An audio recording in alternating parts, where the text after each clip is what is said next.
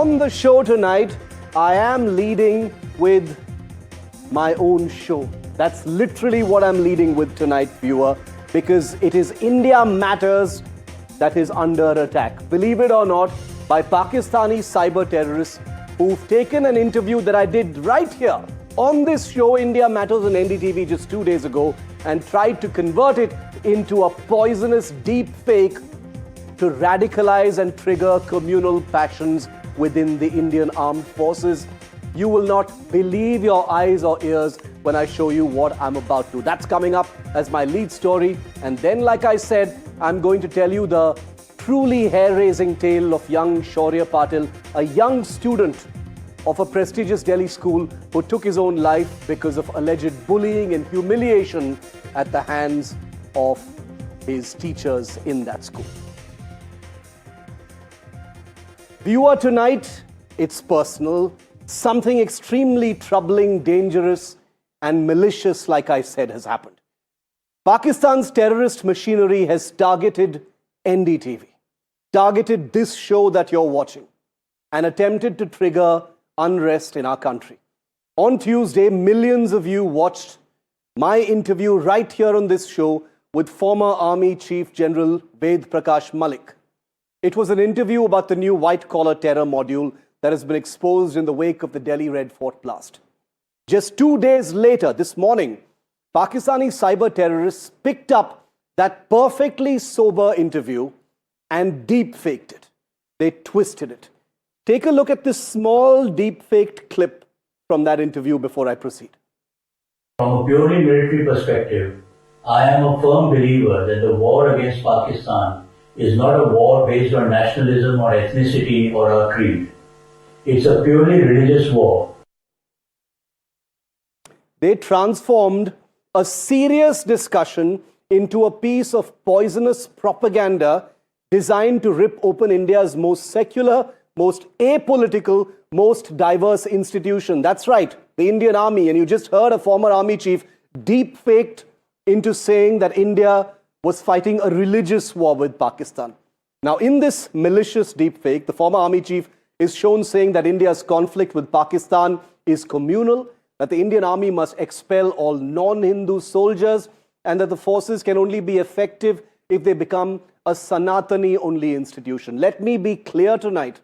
Every word of this, you know this well, is a complete lie, a deliberate, manufactured surgical lie. But like you just heard in the clip, and I will show you the whole thing in just a moment, it's a deep-fake, AI-generated, doctored clip crafted with frightening precision. The cadence, the voice, the grain, the lip sync of the general, all engineered to bypass your skepticism and trigger your emotions, and more dangerously, to sow the seeds of religious discord in a force where every religion, every caste, every region stands shoulder to shoulder without any question. Today, it is personal because this was my interview that Pakistan has targeted. That's my face you see in that deep fake, nodding in agreement to a maliciously doctored video that's so well made, it even fooled me for a second when I received it this morning. I am busting this malicious Pakistani deepfake tonight, but let us not underestimate how far this clip has already perhaps traveled, how many WhatsApp groups, how many dark web channels, how many anti-India networks it has already been shared with and infected. Watch now as I play the full deepfake clip side by side with the real original clip, so you can see for yourself how this machinery works, what was faked, what was twisted, and just how sophisticated this new battlefield has become. The fact is that there is a part of Islam which not only teaches it but also encourages it. And people who believe in that part of Islam, there are many outside also, and now you find that they are inside our country also. So to say that every Muslim is a culprit, which is not correct at all, and I don't agree with that. But the fact is that there are some people who follow Islam and who follow the teaching that somebody who's your adversary, you can kill them, you can carry out martyrdom, as this chap Dr. Umar says that it is not suicide, but it is martyrdom. From a purely military perspective, I am a firm believer that the war against Pakistan is not a war based on nationalism or ethnicity or a creed. It's a purely religious war, and from a religious viewpoint, being an ex-army chief, I can say this with profound awareness that the people belonging to the non-caste Hindu community, like these Muslims, Christians or Dalits, they are not loyal to the ideation of India or to the idea of Akhand Bharat. So basically it's only the Sanatan Indian army that can counter the threat that is caused by Pakistan and these jihadi groups. So I am certainly in favor of this plan of removing 50% of the non-caste Hindu by the year 2028. Otherwise, Indian Army can never win this war. So what you've just seen is a perfectly sober conversation of mine with a former chief of the army staff, where I was getting his expert view on the white-collar terror in the wake of the Delhi blast, and that has been twisted, manipulated, using AI and deepfaked into a poisonous communal message about the Indian army and how India is purportedly fighting a Hindu war against Pakistan. Incredibly dangerous, incredibly provocative, and something that is designed to try and sow disharmony, suspicion, and unrest. Joining me live now to talk about this, Lieutenant General KJS Dhillon. He's a former Director General of the Defense Intelligence Agency and also General Officer Commanding of the 15 Corps in Kashmir. Jiten Jain is one of India's most well-known cybersecurity experts. We'll have Charu Pragya of the BJP in a moment. Asad Abbas, the political analyst. Thanks very much to all of you for joining me on a story that is so deeply disturbing. General Dhillon, when I received this video this morning, I was stunned because for a moment, I was completely convinced. I was taken in by it. It was so real. It sounded so real. The voice of General Malik, the lip sync, every aspect of it looked completely real. You know, my usual filters and skepticism did not kick in immediately. It took me many seconds to suddenly realize, my God, this is a deep fake. This is not the real thing. And this was something that has already gone viral everywhere in just a couple of days. Your opening thoughts, General Dhillon? Good evening, Shiv, and good evening to the fellow panelists and viewers. Yes, in the morning when I saw this video clip, I immediately shared it with Gen Malik. I called Gen Malik and I had a word with him, and he was also perturbed, and he had already by that time shared it with ADGPI for that necessary action to be taken from the army headquarters. I believe it has been taken off now in India, but that's not enough. You know, there are Indians, the NRIs, our diaspora outside, who may still be seeing it and forming some sort of an opinion. Most of them would understand it's a deep fake. But then this type of a damage is only done by the people who are stupid. Firstly, the sound. It seems as if somebody is sitting in a washroom and doing this deep fake audio. And why Pakistan is doing it? Because they cannot match the might of Indian military. They cannot match the might of Indian military's coexistence of various religions, various faiths, various communities, various languages, various ethnicities. That is our strength. And they understand this strength. They have seen it in 1965, 71, and Kargil and what have you, and now in Operation Sindoor. So they cannot match our strength of being an Indian soldier. Yeah. And because they... And General Dhillon, they're specifically trying to target communal, secular identity of the Indian army. That's exactly what they're trying to target in this video. Yeah, that is a Sikh mindset, what Asim Munir had said a few days before Pahalgam. Yeah. About Hindus and Muslims being two separate identities and nations and all nonsense. Since they have this nonsense in their army, in their country, they feel this... Why Indian army is so cohesive? Why are they fighting like a big fist? And why are they hitting us so badly every time? So it's a sick, sort of an attempt, of a sick mindset, of a sick nation, of sick people, trying to do this type of a nonsense against such a decorated soldier who brought us victory in Kargil. You know, they can't even digest that fact. They lost 71, they lost 65, they lost Kargil, and they lost Kargil because of General Malik's leadership. in addition to every soldier of every faith, every religion, every regiment, every ethnicity fighting for the India. And they left their dead on Indian soil, even when offered. We gave them the decent burial as per their religious rights. Indian Army does not differentiate on the basis of faith. Indian Army gives respect to every faith, including the faith of the dead soldier and me. It is actually incredible, General Dhillon, because the Pakistan Army, which is a religion-minded army, it's a religious army, has attempted to try and sow the seeds of communal and caste-based disharmony in the Indian armed forces. Big mistake, but it's something that needs to be called out because it is dangerous. We live in polarized times. I want to look at our viewers to look at my screen right now, because what they've done with my interview with General Malik here on NDTV is only the latest in a pattern.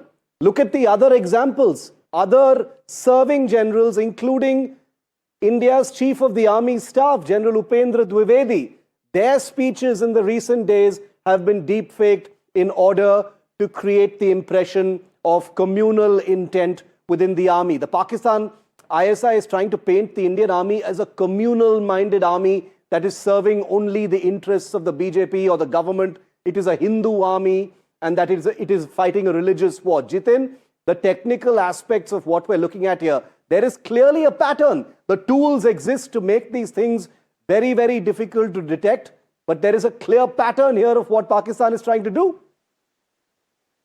I think, Shiv, you would agree that, deepfakes are the new front lines of information warfare. We all know that. But let me tell you, this is not a mischief.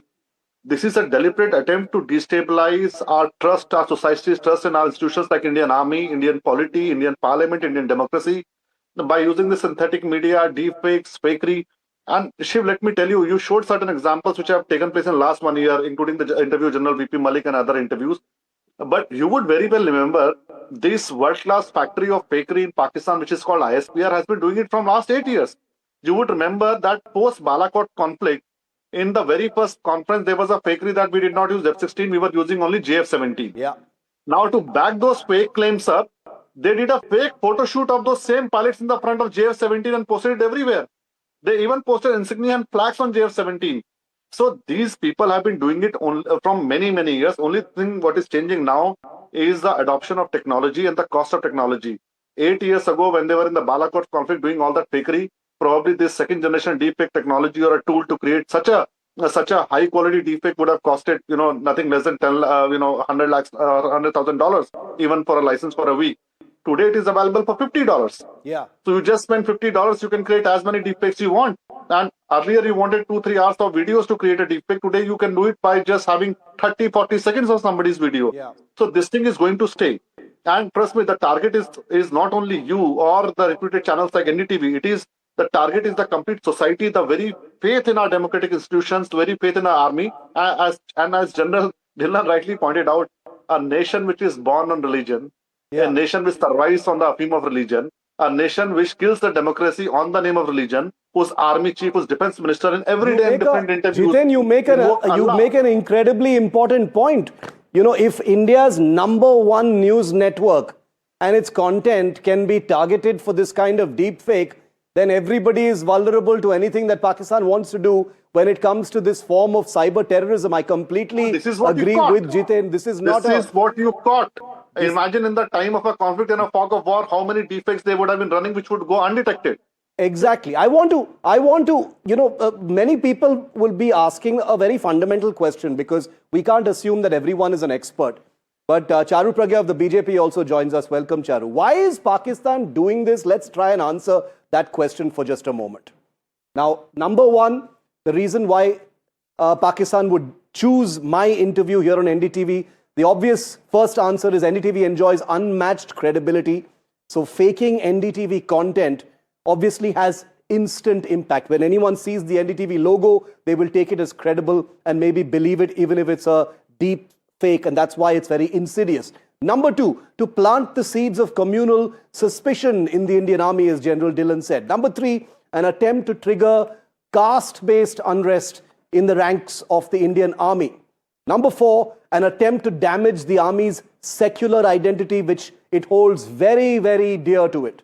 And number 5, it is an attempt, a dangerous attempt, to hinder command and control within the Indian Army. And remember, in the armed forces, command and control is everything.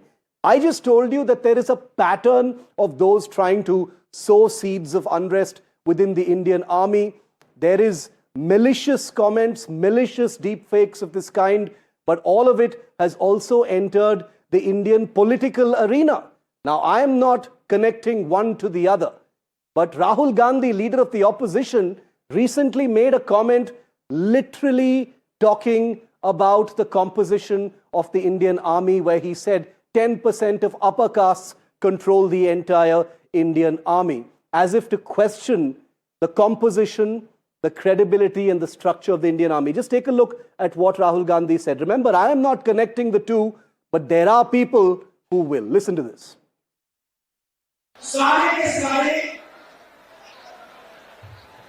10% आबादी में से आते हैं। सारा bank का धन उनको जाता है, सारी नौकरियां उनको जाती है, ब्यूरोक्रेसी में उनको जगह मिलती है। आप मिनिस्ट्री देखिए,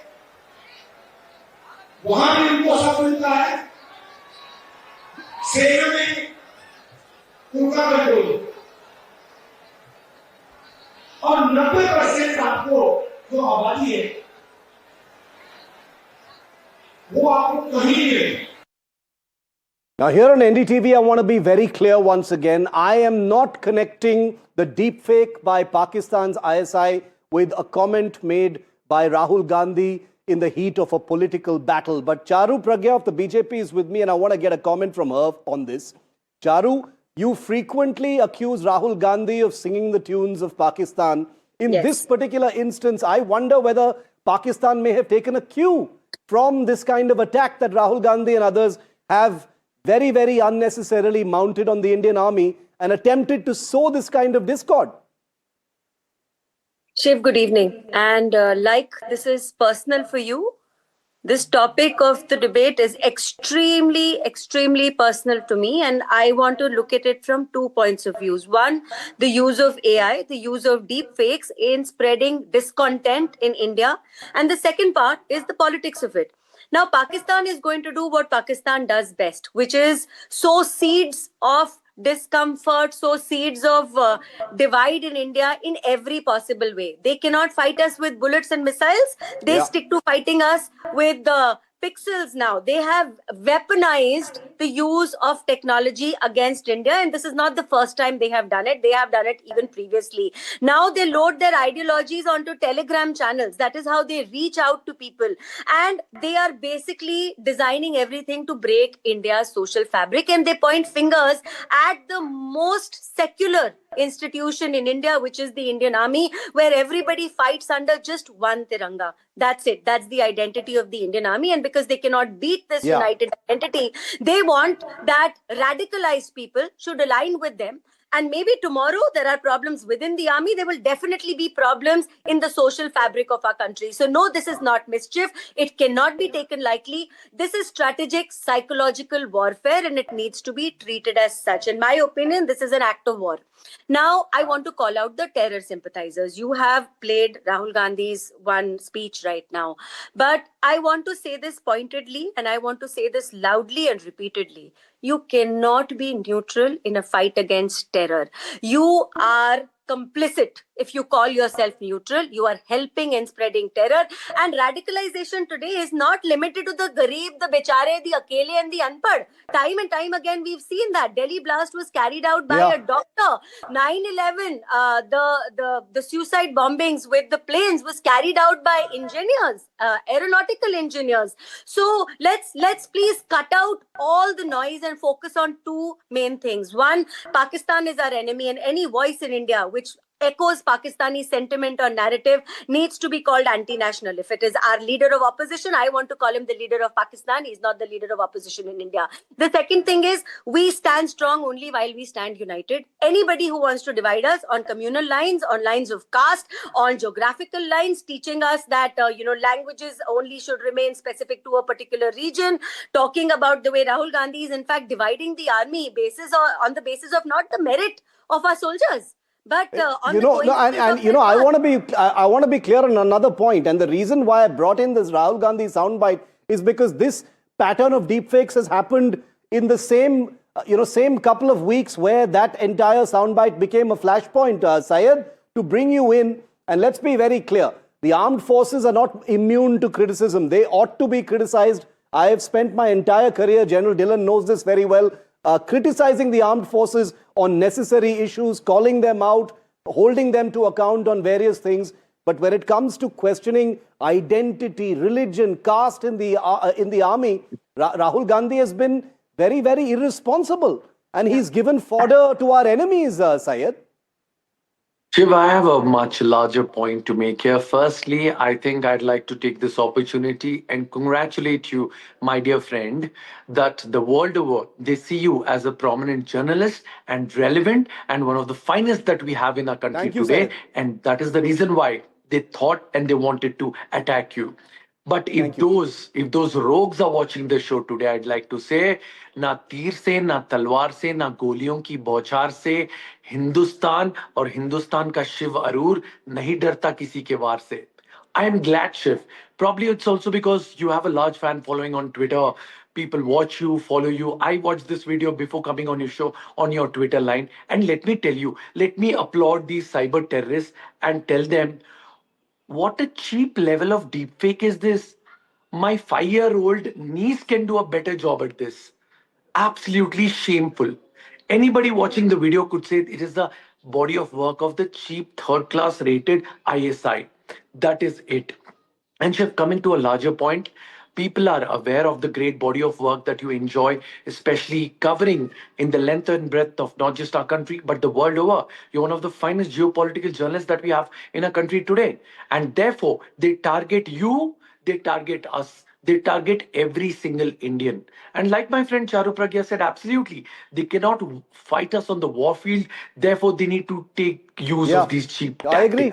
ये बुज़दिल है Shiv, ये बुज़दिल है. These are cowards. And let me tell you, my friend, cowards die many times before their death. The valiant never taste of that one. I appreciate your words, Syed. No, I completely appreciate your words. And remember, I want to repeat once again, my intention in playing that Rahul Gandhi speech was not malified. It was to show that these things in the spirit of democracy in our country can be picked up by the enemy and saying that your own leader of the opposition is saying this, so why are you attacking us? Quick rebut from Charu. Can I quickly come Quick word from Charu, then I want to go back to General Dhillon. Yeah, I need to quickly answer that. I want to point out just one answer. Charu Pragya ji. Okay, Charu, let him just finish that point, then I'll come to you. 30 seconds. Just 30 seconds, Charuji, I'll hear you. Charuji, let me tell you, Rahul Gandhi is making his opinion, ma'am. But why don't you take a leaf out of the great leader of BJP and India, statesman, Atal Bihari Vajpayee ji, who said, matbhed hona chahiye, manbhed nahi. It is country first to us. What matters to India. That's so what therefore, I want to talk about. Please, ma'am, let us stand together and let us not politicize. Keep the politics apart. Stand one as a nation. Charu, quick rebut. Charu. I'll be very quick.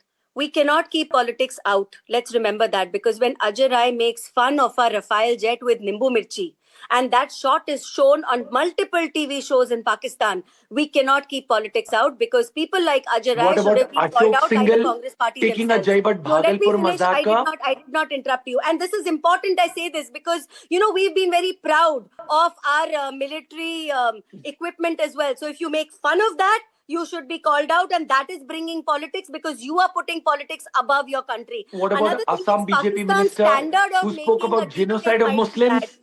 Sayed, why are you silent about that, Charuji? Sayed, let me speak. This is important. Assam minister talking about gobi farming. This is important.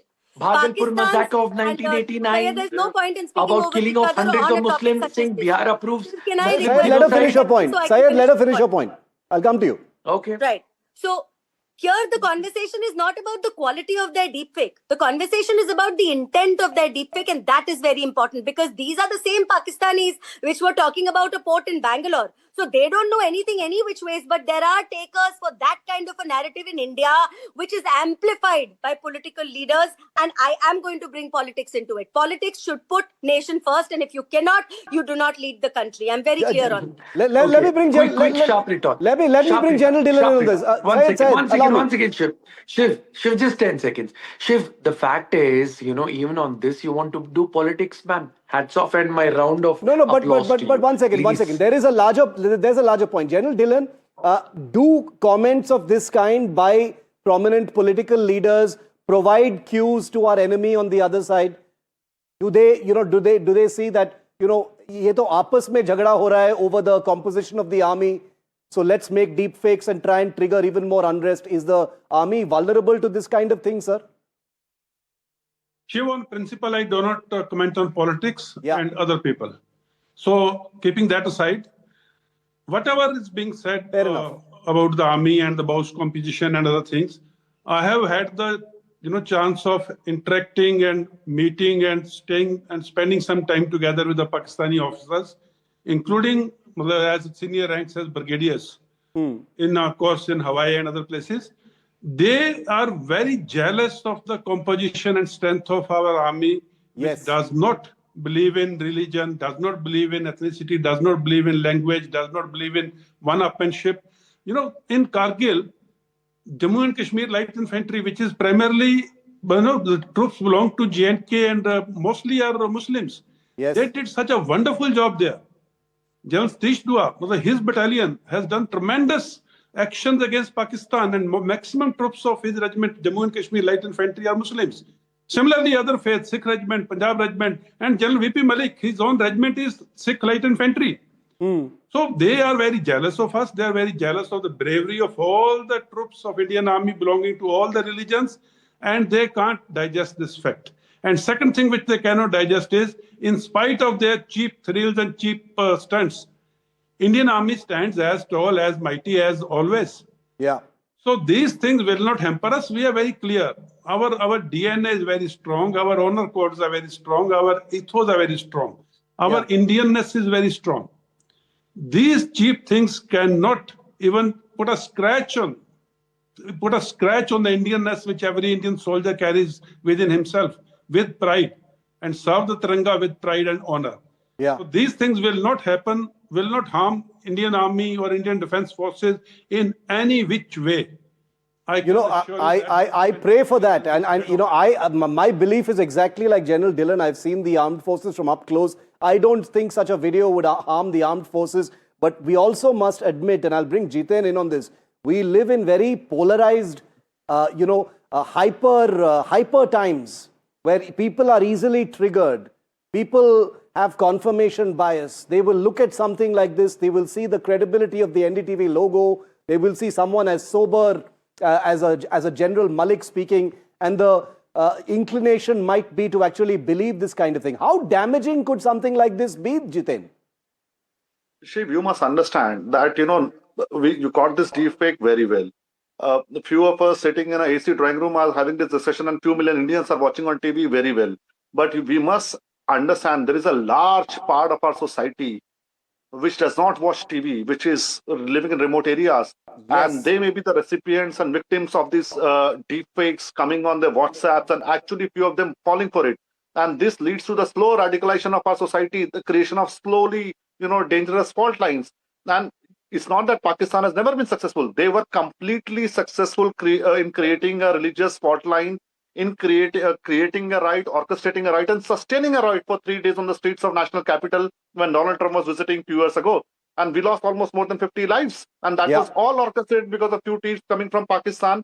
So orchestrating riot from these deepfakes and fakery is one, but being able to sustain takes this threat to altogether a new level.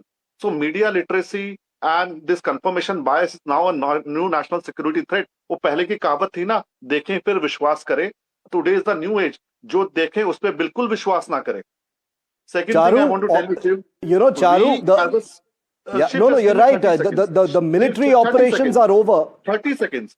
Rahul yes. Gandhi, I don't know whether what he spoke on this, caste-based issues in Indian army and trying to rake up something out of nothing, whether he was towing somebody's line or creating a new issue. But one thing is very clear, right from surgical strikes, right from Balakot to this, latest air strikes, that our opposition or the majority of our opposition leaders have fallen for Pakistani propaganda. It is our leaders who said that there was a genocide in states of Kashmir when we were abrogating 370. It was not Pakistan. So our leaders are falling for Pakistani propaganda, and we must respond to the threat before more and more people, more and more politicians, and more people in the studios fall for such a sinister propaganda of Pakistan. Syed, this is a serious point. This is not a tomorrow. BJP Congress point. Falling for Pakistan propaganda, basing your questions to the government on Pakistani propaganda, and in this case, perhaps even providing fodder for Pakistani deepfakes and propaganda. Syed? I truly believe that no party or any leader of any party of our beautiful country must fall prey to Pakistan's agenda. I think Dhillon साहब ने बहुत खूब बात कही कि even if you see Kashmir, many of the members of the Indian Army from Kashmir are Muslims, and they fight their blood for this country because they believe in Hubbul Watan, They which want is love what for we your have. country. Live for your country. The simple point of the matter, sorry to cut you short, Syed, is that they want what we have. I have only 15 seconds left, Charu. You want to make a quick final point? Absolutely. My final point is that the Indian Army doesn't look at anyone from the prism of their religion, their caste, their community. They are all Bharatiya. They're all serving their motherland. And that, I think, is the one thing that Pakistan is not able to beat. So their way forward is to sow seeds where our people collapse under the weight of all that today unites us. It has the potential to divide us tomorrow. So political leadership in India cannot be echoing these sentiments. And secondly, I will repeat this. Okay. If you are going to make fun of our fighter jets, Pakistan will echo it. So please don't give them fodder. Don't become conversations that are applauded in Pakistani parliament and television. One line, I want to end by just saying Answer to this divided is we that fall. let's give Pakistan a As taste of simple their as own that. medicine. I've been Shiv, speaking this for many years. united we We stand, must give divided we Pakistan a fall. taste of their own medicine. Rashtriya Sarvopari. Okay, Rashtriya finished. Sarvopari. I'm United out of we time. stand, divided we fall. I began with the deepfake, exposing it, but I will only end with one cynical line, which is that a lie told will travel at the speed of light around the world, and the truth will still be tying its shoelaces. That is the truth of what fact-checking and myth-busting can actually be about. Because I have frankly no idea how viral this video has already gone. I am told it's already being translated into many Indian languages so it can seep into Indian society. This is a real and present danger. Thank you to all of my guests for joining me on this big, very personal story here on India Matters.